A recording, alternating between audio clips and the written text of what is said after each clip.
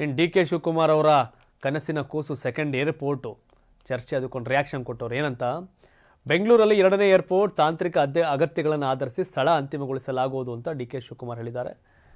ಬೆಂಗಳೂರಿಗೆ 2ನೇ ವಿಮಾನ ನಿಲ್ದಾಣದ ಕುರಿತು ಮಾಧ್ಯಮದವರು ಕೇಳಿದಂಥ ಪ್ರಶ್ನೆಗೆ ಉತ್ತರ ಕೊಟ್ಟಂಥ ಉಪಮುಖ್ಯಮಂತ್ರಿ ಡಿ ಕೆ ಶಿವಕುಮಾರ್, ತಾಂತ್ರಿಕ ಅವಶ್ಯಕತೆಗಳ ಆಧಾರದ ಮೇಲೆ ಸ್ಥಳವನ್ನು ಅಂತಿಮಗೊಳಿಸಲಾಗುವುದು ಅಂತ ತಿಳಿಸಿದರು.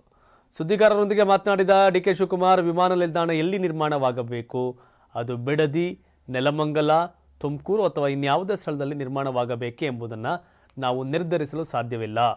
ಭಾರತೀಯ ವಿಮಾನ ನಿಲ್ದಾಣ ಪ್ರಾಧಿಕಾರ ಮತ್ತು ಬೆಂಗಳೂರು ಅಂತಾರಾಷ್ಟ್ರೀಯ ವಿಮಾನ ನಿಲ್ದಾಣದ ನಡುವೆ ಕೆಲವು ವರ್ಷಗಳವರೆಗೆ ಯಾವುದೇ ವಿಮಾನ ನಿಲ್ದಾಣ ಬರಬಾರದು ಎಂಬ ಒಪ್ಪಂದವಿದ್ದು ಚರ್ಚಿಸಿ ತೀರ್ಮಾನಿಸಲಾಗುವುದು ಅಂತ ಹೇಳಿದರು.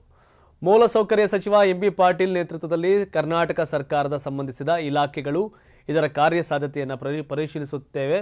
ಎಂಬಿ ಪಾಟೀಲ್ ಅವರು ನನ್ನೊಂದಿಗೆ ಮತ್ತು ಮುಖ್ಯಮಂತ್ರಿಯೊಂದಿಗೆ ಚರ್ಚಿಸುತ್ತಾರೆ ಮತ್ತು ನಂತರ ಅದನ್ನು ಸಂಪುಟದ ಮುಂದೆ ಇಡಲಾಗುತ್ತದೆ. ನಂತರ ಕೇಂದ್ರದಿಂದ ಅನುಮೋದನೆ ಪಡೆದು 2ನೇ ವಿಮಾನ ನಿಲ್ದಾಣಕ್ಕೆ ಸ್ಥಳವನ್ನು ನಿರ್ಧರಿಸುತ್ತೇವೆ ಅಂತ ಹೇಳಿದರು. ವಿಮಾನ ನಿಲ್ದಾಣವು ನನ್ನ ಹುಟ್ಟೂರಿನ ಬಳಿ ಬರಬೇಕು ಎಂಬ ಆಸೆ ನನಗೆ ಇರಬಹುದು, ಆದರೆ ಅದನ್ನು ಹಾಗೆ ಮಾಡಲು ಆಗೋದಿಲ್ಲ. ಹತ್ತಿರದಲ್ಲಿ ಯಾವುದೇ ಬೆಟ್ಟಗಳು ಇರಬಾರದು, ಹಾರುವ ವಲಯ ಇರಬೇಕು ಎಂಬುದು ಸೇರಿ ಕೆಲವು ಅವಶ್ಯಕತೆಗಳಿವೆ, ಕೆಲವು ತಾಂತ್ರಿಕ ಅವಶ್ಯಕತೆಗಳಿವೆ. ಅದರ ಆಧಾರದ ಮೇಲೆ ಅದನ್ನು ನಿರ್ಧರಿಸಲಾಗುತ್ತದೆ ಅಂತ ಡಿ ಕೆ ಶಿವಕುಮಾರ್ ಹೇಳಿದರು. ಬೆಟ್ಟ ಇರಂಗಿಲ್ಲ ಅಂತ ಹೇಳ್ತಾವ್ರೆ. ಇತ್ಲ ಕಡೆ ಬಿಡದಿ ಬೆಟ್ಟ ಕಡ್ದಾಕವ್ರೆ, ಇನ್ನು ರಾಮನಗರ ಬೆಟ್ಟ, ಕನಕಪುರ ಬೆಟ್ಟ ಇತ್ಲ ಕಡೆ ಅವೇ, ನೋಡ್ಬೇಕೇನು ಅಂತ. ಬಟ್ ಬಿಡದಿ ಹಾರೋಹಳ್ಳಿ ಮಧ್ಯ, ನೆಲಮಂಗಲ ಕುಣಿಗಲ್ ಮಧ್ಯ ಅಥವಾ ಶಿರಾ ಬಳಿ, ತುಮಕೂರು ಶಿರಾ ಅಲ್ಲಿ ಅನ್ನೋ ಲೆಕ್ಕಾಚಾರಗಳು. ಇನ್ನು ಹೊಸೂರು ಕಡೆ ಮಾಡಿಬಿಡ್ತಾರೆ ಅನ್ನೋ ಆತಂಕ ಈ ಥರ ಇದೆ. ನಾವು ಇಲ್ಲೇ ಇವ್ರು ಮಾಡ್ತಾರೆ ಅಂತ ಇನ್ನೊಂದು ಮಾಡಿದ್ರೆ, ಈಗ ಒಂದು ಏರ್ಪೋರ್ಟ್ ದೇವನಹಳ್ಳಿ ಏರ್ಪೋರ್ಟ್ ಐತೆ, ಇನ್ನೊಂದು ನಾವು ಬಿಡದಿ ಇಲ್ಲೆಲ್ಲೋ ಹತ್ರದಲ್ಲಿ ಮಾಡ್ತೀವಿ ಅಂದರೆ ಮತ್ತೇನಾಗುತ್ತೆ, ಎಲ್ಲೇ ಇಂಡಸ್ಟ್ರೀಸ್ ಇಲ್ಲೇ ಆಗುತ್ತೆ, IT ಕಂಪ್ನಿ ಇಲ್ಲೇ ಆಗ್ತವೆ. ಆಗ ಜನ ಜಾಸ್ತಿ ಆದಾಗ 3ನೇ ಏರ್ಪೋರ್ಟ್ ಅಂತೂ ಹೊಸೂರಲ್ಲಿ ಮಾಡ್ತಾರೆ. ಯಾಕೆ ಹೇಳಿ, ಆಗ ಇನ್ನೂ ಡೆವಲಪ್ ಆಗುತ್ತೆ, ಇನ್ನೂ ಜನ ಜಾಸ್ತಿ ಆಗ್ತಾರೆ.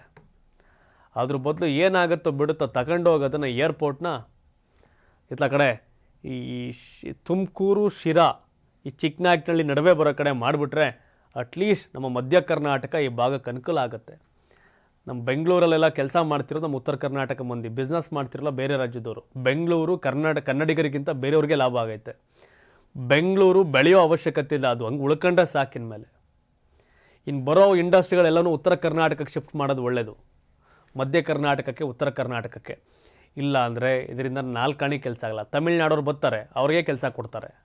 ಇರೋ HODಗಳೆಲ್ಲ ಅವರೇ ಆಗಿದ್ರೆ ತಮಿಳ್ನಾಡು ಹುಡುಗರಿಗೆ ಕೆಲಸ, ಕರ್ನಾಟಕದವ್ರಿಗಿಲ್ಲ. ಹಾಗಾಗಿ ಇನ್ನೊಂದು ಏರ್ಪೋರ್ಟು, ಗ್ರೇಟರ್ ಬೆಂಗಳೂರು ಇವಕ್ಕೆಲ್ಲ ಕೈ ಹಾಕೋದ್ಕಿಂತ ತಗೊಂಡು ಮಧ್ಯ ಕರ್ನಾಟಕದಲ್ಲೂ ಇನ್ನೆಲ್ಲೋ ಏನಾರು ಮಾಡೋರು ಅನುಕೂಲ ಆಗುತ್ತೆ. ವಾಸ್ತವ ಕರ್ನಾಟಕಕ್ಕೆ ಲಾಭ ಆಗಬೇಕು ಅಂದರೆ, ಕೆಲವರು ವೈಯಕ್ತಿಕ ಲಾಭ ದೃಷ್ಟಿಯಿಂದ ಯಾರು ಎಲ್ಲರೂ ಏನೋ ಮಾಡ್ಕೋಬೋದು ಅನ್ನೋ ಗೊತ್ತಿಲ್ಲ. ಬಟ್ ಕರ್ನಾಟಕಕ್ಕೆ ಲಾಭ ಆಗಬೇಕು ಅಂತಂದರೆ ಏನೇ ಯೋಜನೆಗಳು ಬಂದರೂ ಮಧ್ಯ ಕರ್ನಾಟಕ, ಉತ್ತರ ಕರ್ನಾಟಕಕ್ಕೆ ಮೂವ್ ಮಾಡೋದು ಒಳ್ಳೆಯದು. ಆಗ ಅದೇನೋ ಸ್ವಲ್ಪ ಲಾಭ ಆಗುತ್ತೆ ನಮ್ಮೂರಿಗೆ, ಇಲ್ಲಾಂದರೆ ಲಾಭ ಆಗಲ್ಲ.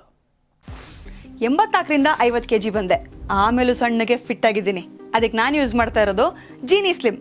ಸಣ್ಣ ಆಗೋಕ್ಕೆ ಜೀನಿ ಸ್ಲಿಮ್ ಯೂಸ್ ಮಾಡಿದೆ, ಹೆಲ್ದಿನೂ ಅದೇ. ನೀವು ಸಣ್ಣ ಆಗಬೇಕಾ, ಹೆಲ್ದಿ ಆಗಬೇಕಾ?